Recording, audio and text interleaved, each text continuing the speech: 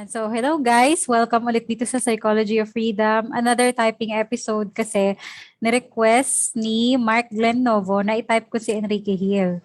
So, kay Mark Glenn Novo, thank you so much sa pag-request and thank you din sa patience kasi ang tagal na rin itong request niya. Ngayon ko lang nagawa.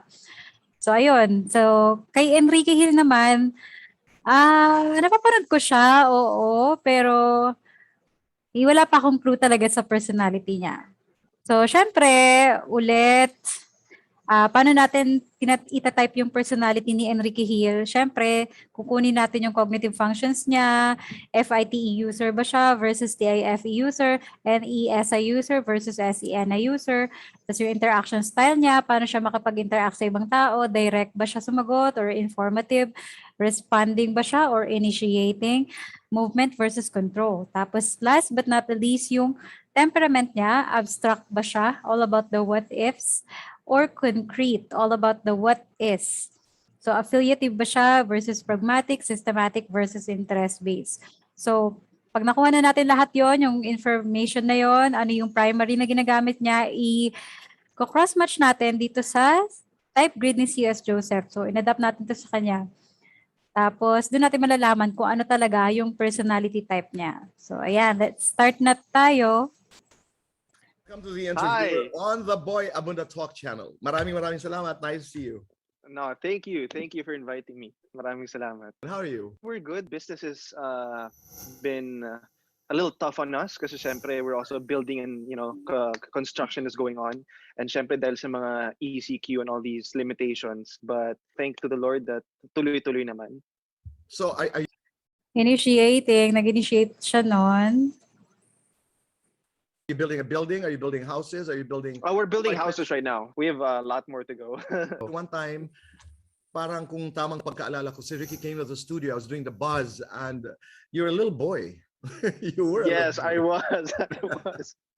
I remember my dad kept on begging Tito Bong before. Yes. Uy, ganun ba nung artista yung si Ken, yung anak ko? But Nag-initiate siya. I was like super young pa. He'd make kwento to Tito Bong to talk to you actually. How were you in school? Oh my gosh, super mahiyain, sobra. I remember like I just moved into my to Manresa during elementary, grade 6, I think.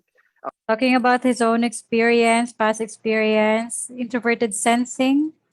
I was just a new student there, and every recess, every lunch break, whenever I'd be down in the cafeteria, I just couldn't take it. Parang feeling ko, maybe because I was just a new guy there, but I felt like everybody was just staring at me. Wala. After 1 week, doon na ako sa classroom kumakain. Where was it coming from? So, introverted sensing. Tapos, hindi na daw siya sa cafeteria kumakain, doon siya sa classroom. Kind of pragmatic. Doing what works instead of doing what is right. Kasi pragmatism is all about independence eh. Affiliative, yung mga affiliative naman ng mga tao, they're all about being with people, cooperating with people, people focus. So, You were shy because you look different. Ibang kulay ng buhok mo, iba maputi ka.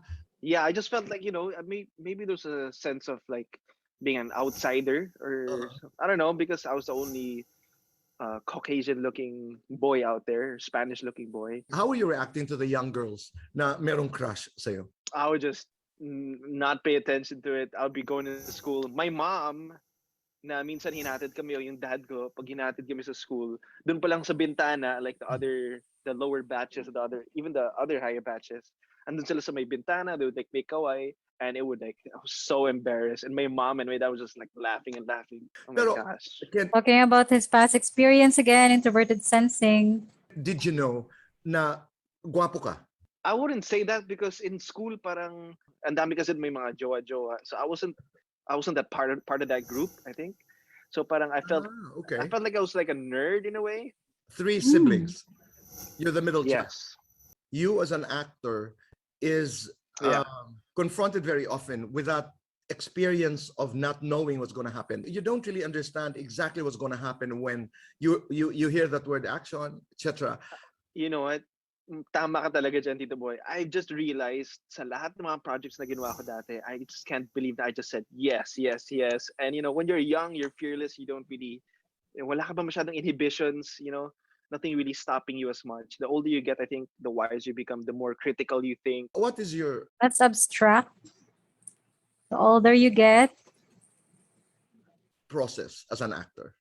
Yeah, most of the time, of course, I study the characters, but more than that, it comes with, how do I feel? Because I'm the actor, I'm going to be the one portraying this character.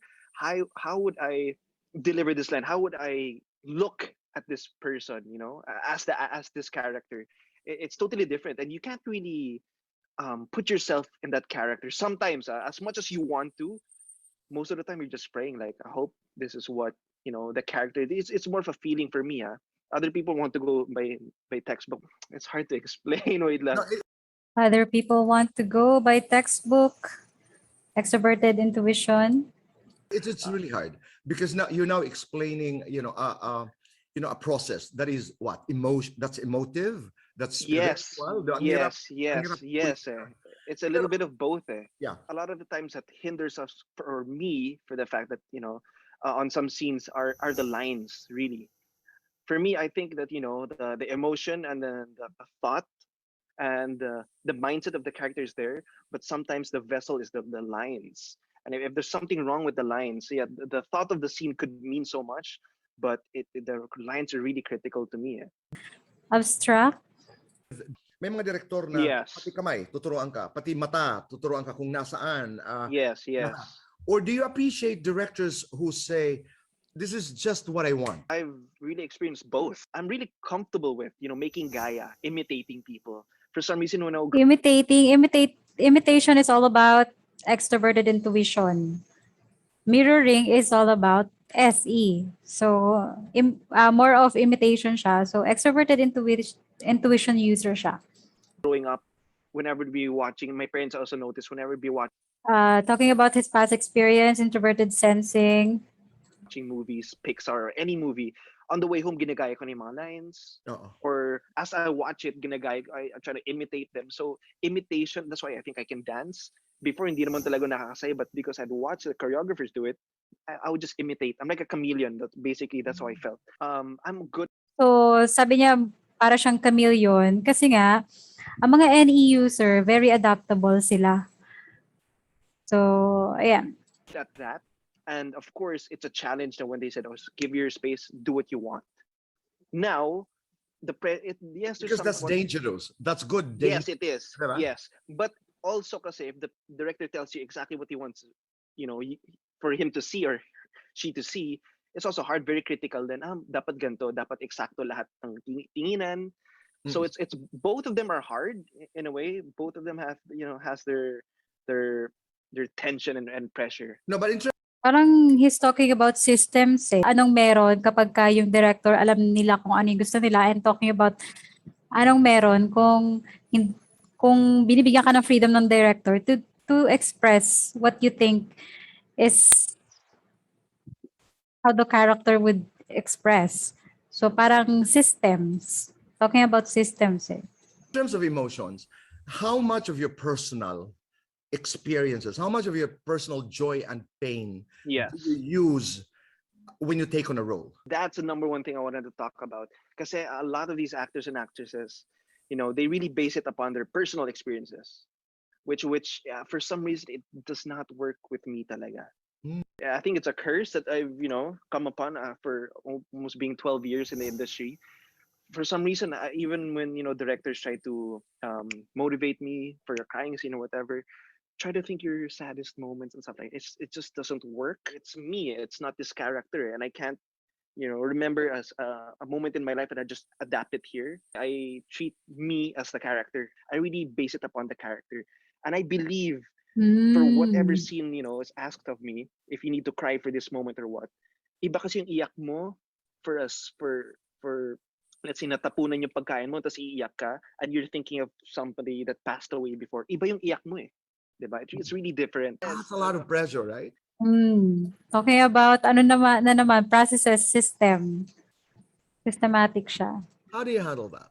I really have no idea. Yeah, right? I just up to this day I just don't know how you survive it. Yeah. And that's what I think. That's the mystery and the excitement that makes you want to do more, I guess. The magic. Yeah, the magic. At saka, totoo talaga yan. Hindi lamang isang iyak yan, Tito Boy. Maraming klase ng iyak. I'm sure you miss Dad. I'm sure you Yes. miss Lola. Mhm. My question, Ken, as a person is, paano ka naapektuhan? With the passing of two of the most important people in your life. Huge change. Being so close to my family, so close to my dad, to my grandma, and just feeling of, okay, I think I need to step up. I need to be the man of the house. Parang it's not only na may nawala dito, but what am I gonna do now? Should I even be taking on this role? Should it be my kuya? Should it me being giving the opportunity to be in showbiz and Talking about what he should do, that's duty, that's loyalty, duty-based, obligation-based, introverted sensing yan. help out my family? And so I was just in a place where I didn't really know what to do, but there's only one way to do it, but just move forward and keep walking. And Move forward, keep walking. More on movement eh. Movement based. yeah, I think that was a time na I felt like, why us? Why me? Yung lahat ng kabatchmates ko, they're still in school like that, and I have to go, Right. work and do all of these things. I was in that state before, but God makes His Introverted sensing. ways, and Yeah. just trust in Him and have faith. And then during that time, wala pa ako masyadong work. I was just fairly new in ABS-CBN. Talking about again and again past experience, introverted sensing. So that gave me, I think, more of a push, because sa totoo lang, I told you I was very shy growing up. If maybe those circumstances didn't really happen, I wouldn't be here even talking with you right now, or for how many years being ABS-CBN. Having lost, Lola. Punta tayo sa ibang interview niya. Hi, Ken and Liza. How are you? Hi, we're good. Hi, guys. We are super good and very, very hungry. So, Living our best life. eating while being interviewed is like the best. You want some? I'll Can give you you some go? rice. I'll get you some rice. What was your first reaction after reading the story? We loved it. The first time because we had we actually had like two story cons, two pitchings. So usually sa ABS, if they give you one pitching one day, usually yun na yun. So you just say yes, we like it or not, and then they offer you another Systematic, talking about systems. one. But for some reason, like the first pitching did really, nothing really hit us as hard sa mga pinitch po nilang movies. The stories were nice, but it didn't really give us that much of an excitement. So, yeah, actually we were in Australia. We were doing ASAP Sydney when they gave us a call na, may bago silang i-pitch na story naman. It's from Direk Anthony Tadaone. Under Black Sheep naman siya. So I was like, oh, okay, Black Sheep. But we've never really worked with them. Pero we were really excited when they said Direk Anthony was the one who offered the script. And she wrote it. So sabi naman, oh, parang pwede ito ah. So sabi namin, okay, sige Tita Mariol, when we get back to Manila from ASAP Sydney, we will do another pitching and see how it goes. When we got home back to Manila, they Movement eh. sent us the script to our phones and we were reading it. Actually, we were reading it sabay. And hindi pa siya tapos eh. Yung ending wala pa. So, Tapos informative din. 'Di ba? Yung mga informative initiating movement, once na they start talking, sometimes it can be hard to stop them. Ganun yung mga informative initiating movement. alam mo yung nabitin ka sa dulo, pero bakit walang ending? So nung walang ending, I called them, Talking about what he did in the past, introverted sensing. ano ba talaga yung script? Parang wala pang ending, kasi wala pa, hindi pa daw tapos. But that feeling that left us really made us want to do it. So the next day when we got there and actually did the pitching, they presented us a story and it was really nice. And I think it was just a really beautiful story. A nice story to tell and to bring it on screen, bring life to it on screen was really an honor for us, and we're happy that we did. I think the story is a lot about bringing back memories. It's not just about love, a great love, pero yung mga memories. I think, pansin nyo yung wordings niya, palaging I think. more of an indication na TI user siya, introverted thinker, instead of being a feeler. So, And reliving memories, going back to memory lane, making you feel young again, remembering the old us, the old us when we were dreamers, and how lost we were now. You know, how when life hits you hard and you're like, oh ano, what happened to me? Ano nangyari sa akin? Bakit ako naging ganito? That's the movie. So I think that's some real essence of the movie. So, That's yeah. how it's different from our Yes, and this is so good. Oh my gosh. Yeah. initiating. Can you tell us more about Raph and Tin? Oh, another interview tayo. Liza and Enrique. What's up, everybody? Hi everyone. Hi, everybody. Welcome to Lester's channel. Welcome to Lester's world. Oh my gosh. Thank you guys for being with me today. Of course, man. We miss you, fool. Initiating. Like I feel so awkward again, like doing this. Parang it's so formal. I'm not used to it. Kaya nga eh. That's okay. You know, it's just us. Did you watch the did you get a chance to watch the first video, the first episode? I did. Did you? I think so. I'm sure you I think we didn't. watched No, it. you didn't. We didn't watch it. He's always playing video games. He doesn't have time for social media. Oh, I know. No, it's okay. I understand. It's a long video. What did you guys do? Just spent time with my family and Hopi too. Just had lunch and dinner. Just with spend time with family. I think that's the most important part for my birthday anyway. Yes, that's the number one Ang important. kulang na lang ikaw eh. Ay, taray. Wala ka ng Initiating. birthday Yun ko tayo eh. eh. Kamusta working with her? Yeah. First of all, dun sa She's the One, we paired up. How was your working relationship with Liza? Hindi niya in-answer directly, so informative. Answering through a story. Sana may work din kami after this. Habang lumalaki, growing up sa school, parang feeling ko ako lagi yung iba sa lahat. Kasi ako lang yung maputi, yung blonde yung buhok, yung talagang hindi taga dito yung itsura. So parang feeling ko, I wouldn't fit in. Siyempre, mga Pinoy, sa school, Amerikano ka ba? Hindi. 'Di ba? Feeling ko, ako lagi yung naiiba sa lahat. So ako yung lagi nasa spotlight kasi tuwing may joke o gano'n na bastos. Oh, si Enrique! Kasi mistiso. Ewan ko, may gano'n sila. Ginagawa ako. Minsan maingay yung buong klase. Ako yung napapagalitan. Hiram lang ako ng ballpen. Yung iba nagbabato na ng paper. Ako ba yung nasisita? So bakit? Feeling ko I'm misunderstood a lot also. Introverted sensing. Dream ko dati, gusto ko mag-basketball.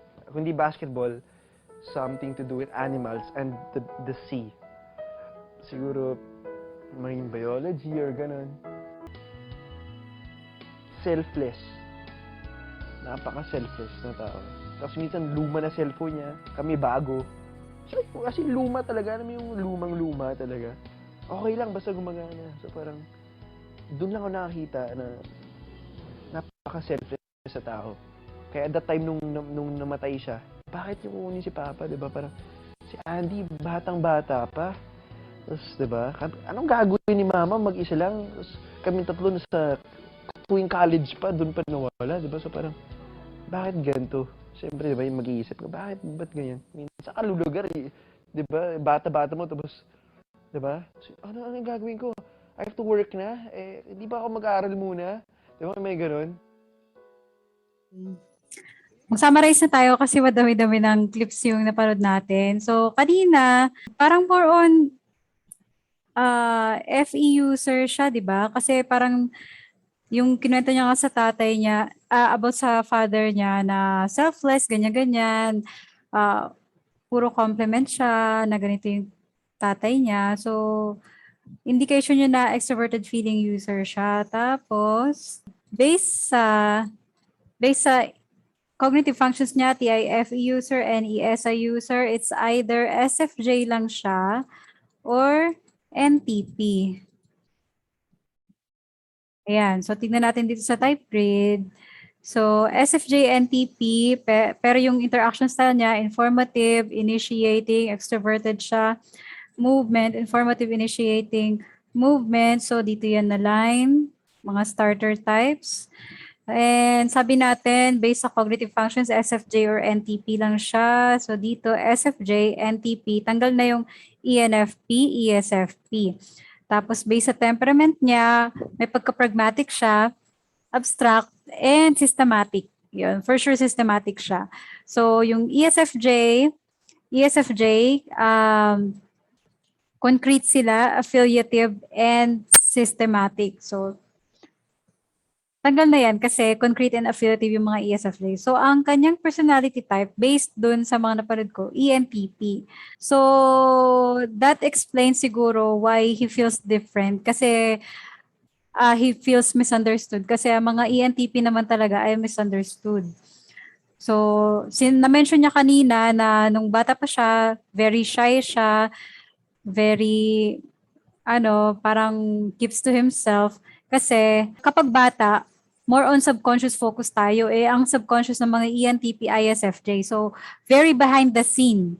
Kasi mga ISFJ behind the scenes eh. Ayun lang. So, ulit kay Mark Glenn Novo, thank you so much. Tapos kung meron kayong suggestions, violent reaction, sa kung ano man yung type ni Enrique Gil, comment nyo lang. So, thank you very much for watching.